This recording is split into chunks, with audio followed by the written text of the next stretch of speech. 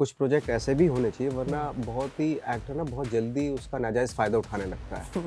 ये एक्टर की आदत होती है कि जहाँ उसको थोड़ा सा लिबर्टी मिली और उसने उसका नाजायज़ फ़ायदा उठाया। कभी कभी जायज़ फ़ायदा भी उठाते हैं, ऐसी बात नहीं कि बारिश हो रही है वहाँ और मैंने बोल दिया वहाँ बारिश हो रही है। बारिश हो रही है वहाँ एक रिदम है, तो इस तरह वही बोलना पड़ेगा क्योंकि उसकी खूबसूरती ही वही है। बहुत सारी एक्ट्रेसेस मुझे इस बात को बोलती हैं कि स्किन कलर मैटर करता है। अगर आप गोरे हो तो आपको रोल इजीली मिल जाते हैं, सांवले के लिए गोरे को भी सांवला या काला कर देते हैं। As an male actor, as a director, ये सब चीजें हमने आप तो लोगों तक हमेशा पहुंचती गोरों हैं? को ही काला दिया। आप फिल्में उठा के देख लीजिए, मतलब सैफ साहब सलाम नमस्ते और हम तुम करके आए थे जब हमने लंगड़ा त्यागी की थी। आप शाहिद को देख लीजिए, उन्होंने वो जब भी मेट और ये सब करके आए थे जब हमने कमीने की थी, चार्ली बनाया था। आप गोरों को काला किया है इन्होंने। और बहुत सारी राइटिंग में बहुत सारे लूप होल्स इसलिए होते हैं क्योंकि एक सेंटेंस का दूसरे से मतलब ही नहीं होता, फिर दूसरे का तीसरे से कोई मतलब नहीं उसको। ओम साहब ने एक बहुत अच्छी बात बोली थी कि कभी कभी आपके डायलॉग्स याद नहीं होते, उसका रीज़न क्या है? राइटिंग ख़राब होने का रीज़न होता है, राइटिंग ख़राब होती है इसलिए डायलॉग याद नहीं होते। क्योंकि क्या होता है ना, एक यूनिट है, एक पैराग्राफ है, वो एक थॉट है उसमें, है ना? अगर एक थॉट है एक पैराग्राफ में तो बहुत जल्दी याद हो जाएगा, लेकिन अगर एक पैराग्राफ में 5 थॉट है या 10 थॉट है, वो आपके याद ही नहीं होगा। Can I tell you? पहली हाँ, वाली I बिल्कुल was बता almost दो। going to be part of the first one in a way. बता दो। So you know जब फर्स्ट वाली फिल्म आने से पहले मुझे हनी का मैसेज आया था 5 साल जो भी उतना टाइम पहले, एंड उन्होंने मुझे कहा कि एक सॉन्ग है, स्पेशल सॉन्ग है, तो we want you to do that. So I was very excited and उस समय वो थिएटर में रिलीज होने वाली थी I think, okay, and then of course things changed and you know, तो इसलिए वो सॉन्ग नहीं हुआ, and I was you know hoping that वो हो जाए, पैंडेमिक हिट एंड वो सब जो कुछ हुआ था इसलिए। Chitrangda, what are you doing in Jan, Feb, March? And she replied, I'm shooting for your film, I guess.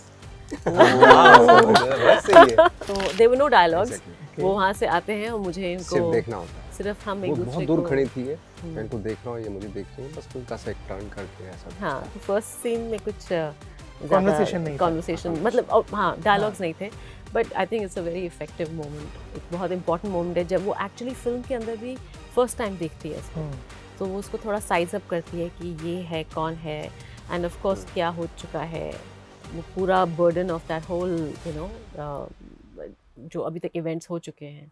बहुत सारे ऐसे शोज होते हैं, ऐसी फिल्म्स होती हैं जिनको आप एक बार देखते हो और आपका मन नहीं भरता है, आप उसको दोबारा देखते हो और देखते हो, फिर सोचते हो यार इसके आगे का भी कुछ आ जाता तो मजा आ जाता।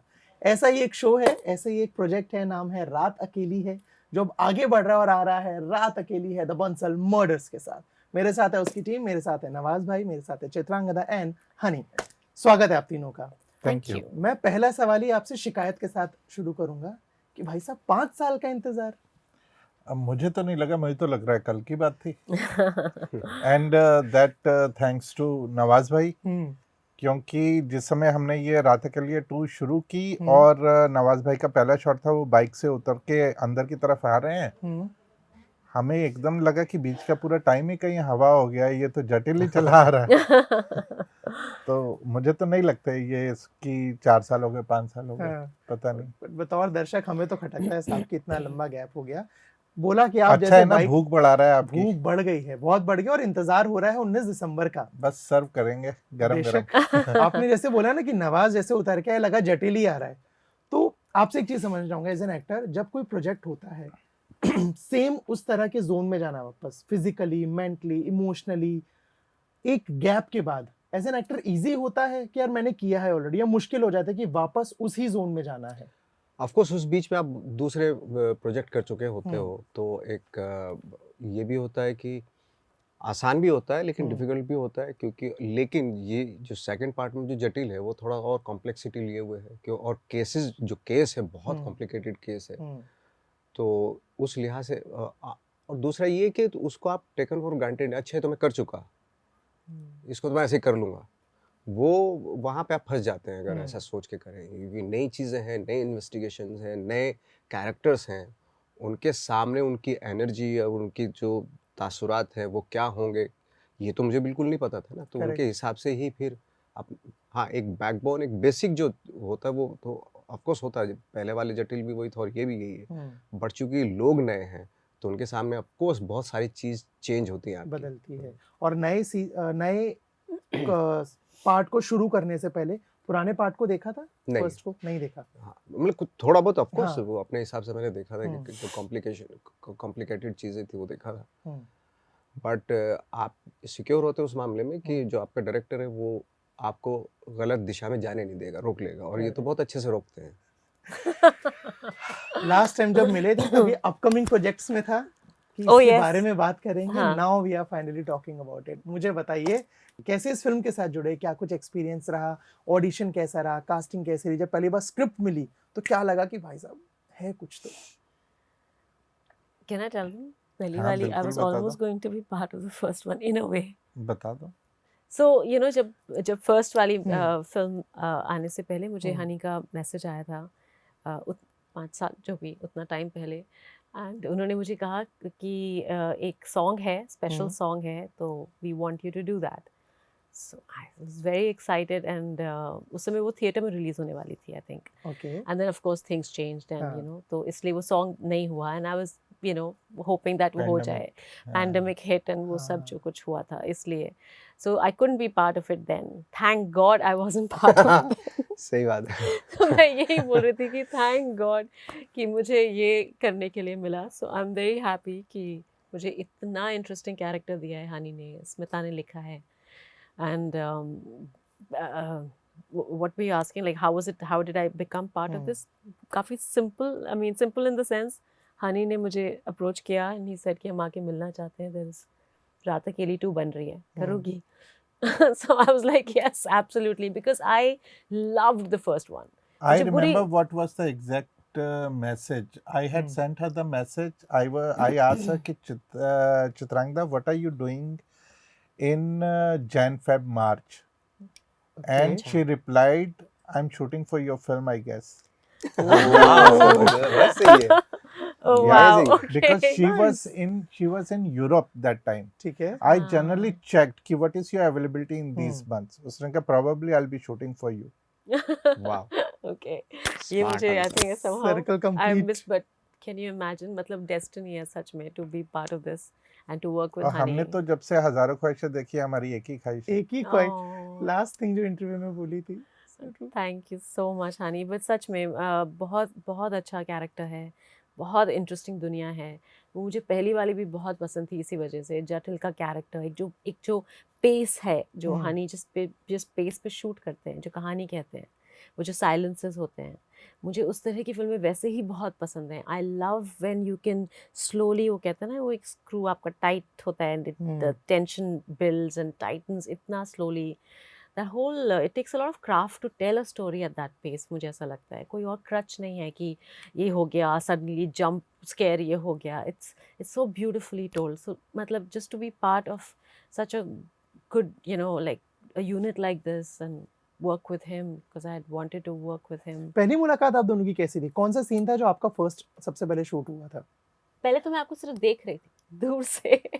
वो सीन था हमारा, जब वो जो हम पूरा वो पूजा होती है, हाँ। so there were no dialogues. Exactly. Okay. वो वहाँ से आते हैं और मुझे इनको सिर्फ देखना होता है। सिर्फ हम वो एक बहुत दूसरे दूर को खड़ी थी ये, मैं इनको देख रहा हूँ, ये मुझे देख रही है, बस हल्का सा एक टर्न करके ऐसा कुछ हाँ, था। तो फर्स्ट सीन में कुछ Conversation नहीं था। कॉन्वर्सेशन हाँ, मतलब हाँ डायलॉग्स हाँ। नहीं थे, but I think it's a very effective moment, एक बहुत इंपॉर्टेंट मोमेंट है, जब वो एक्चुअली फिल्म के अंदर भी फर्स्ट टाइम देखती है इसको, तो वो उसको थोड़ा साइज अप करती है कि ये है कौन है, एंड ऑफ कोर्स क्या हो चुका है, वो पूरा burden of that whole you know जो अभी तक इवेंट्स हो चुके हैं, सो काफ़ी इंटरेस्टिंग है। yes. ओके। मैंने जैसे नवाज से पूछा कि जब कोई कैरेक्टर में ढलते हैं दोबारा, क्या कुछ प्रिपरेशन रहती है, कितना क्या अलग या इजी होता है? आपसे सेम चीज़ जानना चाहूँगा एज ए डायरेक्टर, जब कोई प्रोजेक्ट जो सक्सेसफुल है, जिसको लोगों ने पसंद किया, जब उसको आगे बढ़ा रहे हो, प्रेशर रहता है कि मेरे को एक मैं लेवल सेट कर चुका हूँ भाई, अब मेरे को इससे ऊपर ही जाना है? ये सोचोगे तो प्रेशर होगा। नहीं सोचते आप? नहीं। ओके। मुझे ये लगता है ये एक नई कहानी है, ये एक नई फिल्म है, ये नया सब्जेक्ट है, इसकी अपनी कॉम्प्लेक्सिटी है, इसकी अपनी नॉवेल्टी है, इसको इस तरीके से ही ट्रीट किया जाना चाहिए। अगर मैं उसको फर्स्ट वन ये थी, इतनी सक्सेसफुल थी, या उसके लिए ये हो चुका है, उसको लेके चलूंगा तो मुझे ये, मैं इसका कद वैसे ही छोटा करी जा रहा हूँ। मेरे लिए तो इसका कद अपनी जगह बहुत बड़ा है, तो इसलिए वो हो गया है, ये होने वाला है, तो मेरे लिए इसकी जो नॉवेल्टी है, इसकी कॉम्प्लेक्सिटी है, मैं उसको स्वीकार कर रहा हूँ ज़्यादा से ज़्यादा। करेक्ट। मैं आपके बारे में जब भी बात करता हूँ, चाहे आपसे चाहे आसपास के लोगों से, एक चीज़ जो मैं अक्सर सुनता हूँ वो होता है बहुत बार बहुत सारी चीज़ें ऑन प्रॉम्प्ट होती हैं कि सीन कुछ है या डायलॉग्स कुछ है, थोड़े बहुत आगे चेंज कर दिया और बहुत खूबसूरत निकल गया है। इस बार कुछ ऐसा हुआ नहीं। है?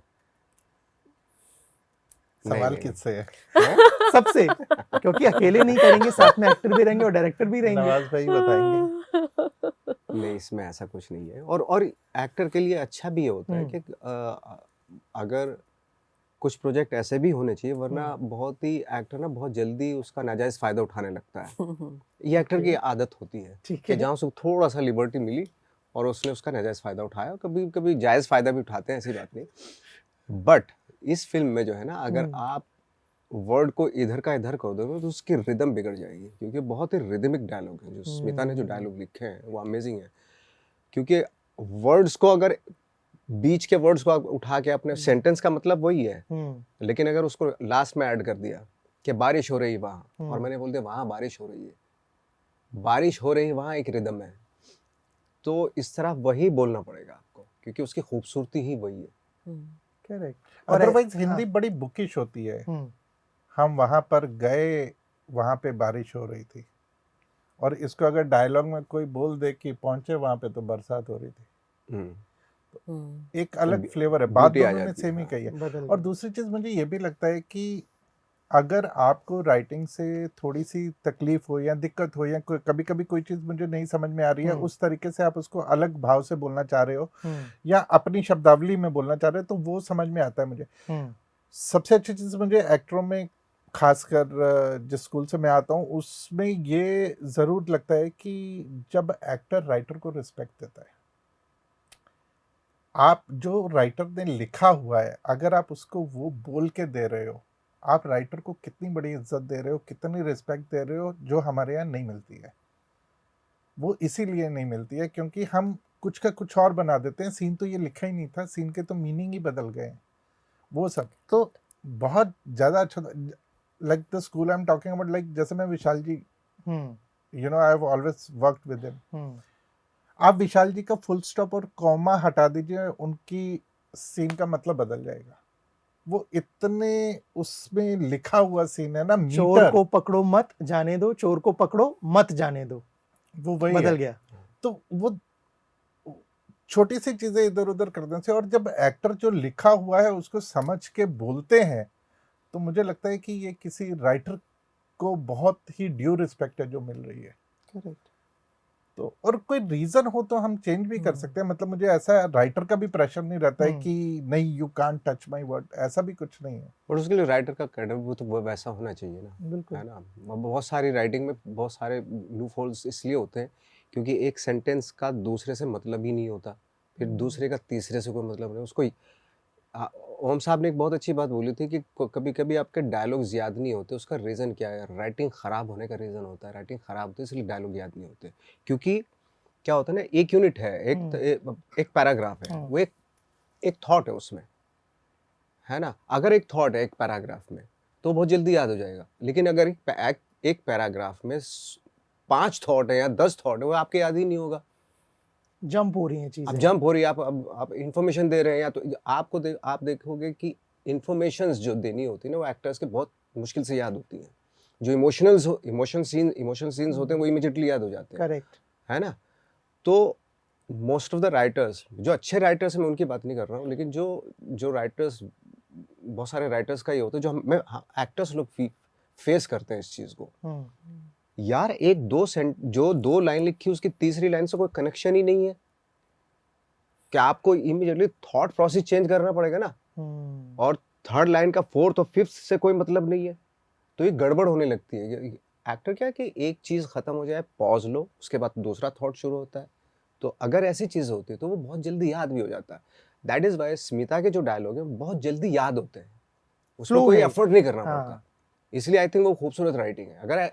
अगर राइटर्स हैं तो डेफिनेटली मज़ा आता है ना उसको बोलने में। करेक्ट। राइटिंग की बात हो रही है, मेरे को एक चीज बताइए, जब भी कोई भी फिल्म प्रोजेक्ट या शो जो भी मैं देखता हूँ, मुझे जो कैरेक्टर्स के नाम होते हैं ना, मैं उन पे बड़ा सोचता हूँ। जैसे जटिल सूट कर रहा है यहाँ पे कि ठीक है वो कैरेक्टर थोड़ा वैसा ही है। आपका जो है मीरा, वो मैंने अभी तक क्योंकि नहीं देखा है तो मुझे नहीं पता वो कितना क्या कैसे सूट कर रहा है, बट आप लोग कभी सोचते मेरा हो? ही है।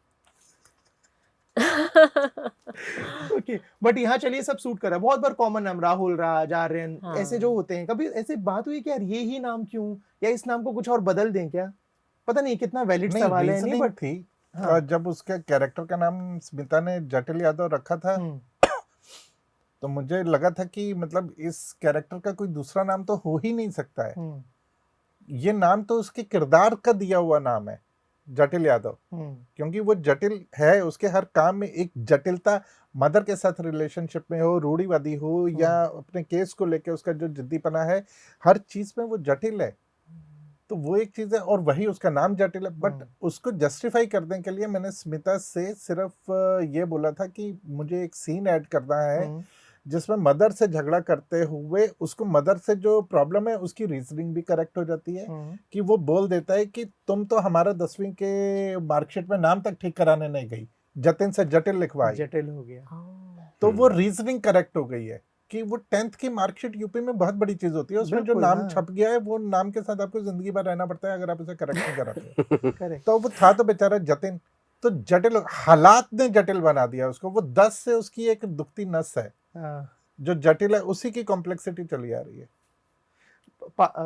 फर्स्ट उसकी बात हो रही है, पार्ट की बात हो रही है, मुझे याद है उसके शुरुआती उसमें एक सीन भी है जहाँ पे स्किन कलर का मेंशन है ना, कहीं ना कहीं डायरेक्टली वो चीज भी दिखाई जाती है। As an actor, as a director, ये चीज इंडस्ट्री में होती है। बहुत सारी एक्ट्रेसेस मुझे इस बात को बोलती हैं कि स्किन कलर मैटर करता है। अगर आप गोरे हो तो आपको रोल इजीली मिल जाते हैं, सांवले के लिए गोरे को भी सांवला या काला कर देते हैं। As an male actor, as a director, ये सब चीजें हमने आप तो लोगों तक हमेशा पहुंचती गोरों हैं? को ही काला किया है। आप फिल्में उठा के देख लीजिए, मतलब सैफ साहब सलाम नमस्ते और हम तुम करके आए थे जब हमने लंगड़ा त्यागी की थी। आप शाहिद को देख लीजिए, उन्होंने वो जब वी मेट और ये सब करके आए थे जब हमने कमीने की थी, चार्ली बनाया था उनको। बोलता हूँ आप गोरों को काला किया इन्होंने। सब आप देख लो, मतलब बट हमने, कैसे देखते हो आप इस चीज को, मतलब ये हम किरदार देखते हैं, किरदार देखते हैं। वो कैरेक्टर खुद बता देता है कि वो ये है। तो वो कैरेक्टर को देखिए, एक बहुत बड़ा से है जो मेरे पास हमेशा से है, जो मैंने पढ़ा था कि स्क्रिप्ट जो है ना उसके ऊपर कोई भी नहीं है। ये बहुत बड़ा सच है। और सच को और स्क्रिप्ट को आपको एक दोस्त, एक ह्यूमन के तरीके से ट्रीट करना पड़ेगा, क्योंकि स्क्रिप्ट ब्रीथ्स। और स्क्रिप्ट से आपको दोस्ती कब करनी पड़ेगी, जब आप स्क्रिप्ट को इतनी बार पढ़ लेते हो कि स्क्रिप्ट को लगता है ये मेरा पीछा नहीं छोड़ रहा। जब ये चीज होने लगती है उसके बाद में स्क्रिप्ट आपकी दोस्त बन जाती है। उसके बाद में स्क्रिप्ट के जो कैरेक्टर होते हैं वो अपनी बात आपसे शेयर करने लगते हैं। ओके, देन स्क्रिप्ट और कैरेक्टर अपने सीक्रेट आपसे रिवील करते हैं। वो जो उनके सीक्रेट होते हैं ना, वो उस किरदार को शेप देने में मदद करते हैं। इससे बड़ी कोई सच नहीं है। तो वो किरदार, वो जटिल जो लिखा हुआ है वही बता रहा है कि मैं कैसा हूं, मेरी चाल कैसी होगी। मैं चश्मा लगाता हूं तो मेरी माँ को लगता है कि मैं अजय देवगन जैसा लगता हूं। ये माँ का इमोशन है, क्योंकि पिताजी चले गए थे, वो उन पिताजी की झूठी कहानियां सुना सुना के बड़ा किया हुआ। उसको पता है पिताजी की सच्चाई अलग थी। वो फौजी थे। वो कहता है कि फौज में खाना बनाते थे। तो ही नोज द रियलिटी। उसकी वो कॉम्प्लेक्सिटी है, वो वहीं से आई, वो स्क्रिप्ट ने बताया। ये सारी चीजें पार्ट ऑफ द स्क्रिप्ट नहीं थी। ये सारी चीजें उन कैरेक्टर्स की स्टडी करते समय निकल के आती हैं, इसलिए वो स्क्रिप्ट में इनकॉर्पोरेट की जाती हैं। तो स्क्रिप्ट के ऊपर कुछ नहीं। लंगड़ा त्यागी का सांवला होना, उसके बाल छोटे होना, वो किरदार है। ईश्वर त्यागी के साथ जो बंदा है, जिसके साथ विशाल जी ने अपना काफी टाइम बिताया, जिसके ऊपर उसको आधारित किया गया था, वो बंदा वैसा था। तो उसमें कुछ गलत नहीं है। वो लंगड़ा के चलता है, इसलिए उसको लंगड़ा त्यागी कहते हैं। तो ये सारी चीजें स्क्रिप्ट से आई हुई चीजें हैं। रंग कैसा होगा, गोरा होगा, काला होगा, सब स्क्रिप्ट बताती है। आपने जितनी बातें बोली मैं सबसे सहमत हूँ। बस इसमें शायद सवाल जो चूक गया मेरे से वो ये था कि उस तरह के एक्टर्स, जैसे सैफ को आपने बोला हमने काला किया, शाहिद को हमने काला किया, बट बहुत सारे एक्टर्स हैं जिनका रंग ही डस्की है। उनके बारे में सोचा कि क्योंकि कैरेक्टर वैसे ही है तो हम वैसा कोई एक्टर कास्ट करें, ये सवाल। आपके सामने फेयर एंड लवली लगाते हैं, इससे ज्यादा कॉम्प्लेक्सिटी क्या हो सकती है कैरेक्टर की। Well said. आप लोग इसमें कुछ ऐड करना चाहेंगे? आई थिंक मुझको लगता है बहुत चेंज आया है, बहुत ज़्यादा चेंज आया है। अगर आप स्मिता पाटिल जी की बात करें तो वो भी बहुत डस्की थी, बट उनका टैलेंट इतना बियॉन्ड हर लुक्स था कि आप डिनाई नहीं कर सकते उनको। शायद बीच में कहीं आया वो थोड़ा सा एक the fluffy, the commercial cinema, the pop kind of culture where beauty is considered more important than जो बाकी, एंड जो ब्यूटी स्टैंडर्ड्स हैं वो बहुत नॉर्थ इंडियन एक सेट है, एक there is a certain idea that we were growing with. But मुझे ऐसा लगता है कि इस समय बहुत बड़ा चेंज आया है सोसाइटी में। हम इस समय इतना इंडिया प्राउड हैं, वो चाहे हमारा रंग है, वो हमारे जो भी हम ऐसा खाते हैं, हम तो ऐसे रहते हैं, हम तो ऐसे माँ बाप का ऐसे रिलेशनशिप है, everything. So whoever any Indian anywhere in the world you go, उनका ही is very India proud right now. तो बहुत फ़र्क आया आई थिंक इंडस्ट्री में भी, फिल्म्स में भी। मुझे नहीं लगता कि अब उस तरह का बायस है या उस तरह की किसी की थॉट होती है कि अरे यार ये तो थोड़ी सांवली है। I don't think so. I mean, look at Priyanka going on the world stage and totally, matlab, claiming her skin, and she's so proud of being who she is. So बहुत चेंज आया है, तो मुझे ऐसा नहीं लगता कि अब ऐसा है और इतना लिमिटेड थिंकिंग है। मुझे ऐसा नहीं लगता। अरे जैसे कमर्शियल फिल्म्स में हाँ थोड़ा बहुत चेंज आया है ऑफ कोर्स, बट उस लेवल पे चेंज है। क्यों नहीं है? क्योंकि सोसाइटी में नहीं आया है। सोसाइटी में बहुत कॉम्प्लेक्सिटी अभी भी है,